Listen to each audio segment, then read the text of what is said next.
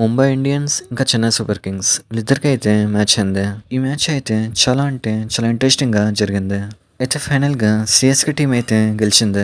ఇక్కడ చెన్నైతో పోల్చుకుంటే ముంబై టీమే స్ట్రాంగ్గా ఉంది. కానీ అయినా కూడా ముంబై టీం అయితే ఓడిపోయింది. ఇప్పుడైతే ముంబై ఇండియన్స్కి డౌన్ఫాల్ అని చెప్పాలి. రోహిత్ శర్మ లేకపోతే ముంబై ఇండియన్స్ గతి ఇదని చెప్పాలి. అయితే ఈ మ్యాచ్లో ఇంకేం జరిగింది? ముంబై ఇండియన్స్ ఓడిపోవడానికి కారణం ఏంటి?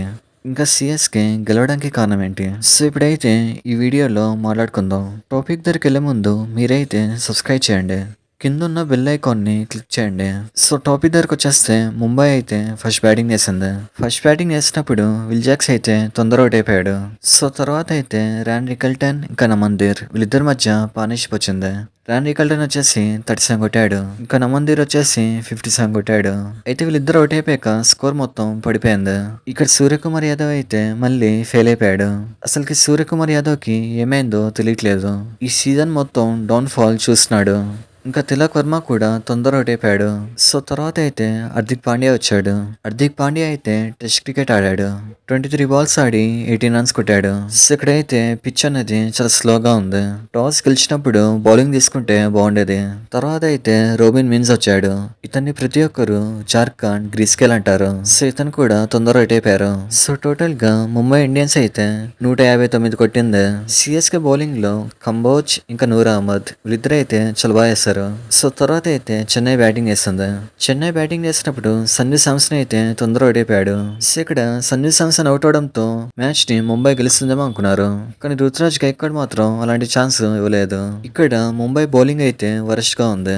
ఎందుకంటే అవుట్ ఆఫ్ ఫామ్ లో ఉన్న రుతురాజ్ గైక్వాడ్ ని ఈ బౌలర్స్ అయితే ఫామ్ లోకి తీసుకొచ్చారు. సో రుతురాజ్ గైక్వాడ్ అయితే 48 బాల్స్ లో 67 కొట్టాడు. ఇక్కడ రుతురాజ్ గైక్వాడ్ కి అయితే ఉర్విల్ పటేల్ ఇంకా కార్తిక్ శర్మ వీళ్ళిద్దరు అయితే సపోర్ట్ ఇచ్చారు. కార్తిక్ శర్మ కూడా 40 బాల్స్ లో 54 కొట్టాడు.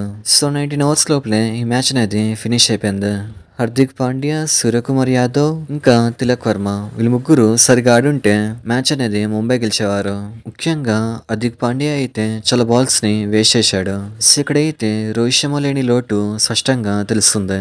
ఒకవేళ రోహిత్ శర్మ ఉంటే మాత్రం మ్యాచ్ అనేది ఇంకోలా ఉండేది. ఈ మ్యాచ్ లో అయితే చెన్నైకి 2 వికెట్లు పడింది. ఆ 2 వికెట్లు కూడా రోహిత్ శర్మ అయితే సలహా ఇచ్చాడు. రోహిత్ శర్మ అయితే స్లో బాల్ ఏమని చెప్పాడు. అందుకే అది వచ్చేసి వికెట్ పడింది. ఇప్పుడైతే ముంబై ఇండియన్స్ వచ్చేసి ఒకప్పుడు ఆర్సీబీ ఎలా ఆడేదో అలా ఆడుతుంది. ఒకప్పుడు ముంబై ఇండియన్స్ కి ఓడిపోవడం అనేది చాలా రేర్ అని చెప్పాలి.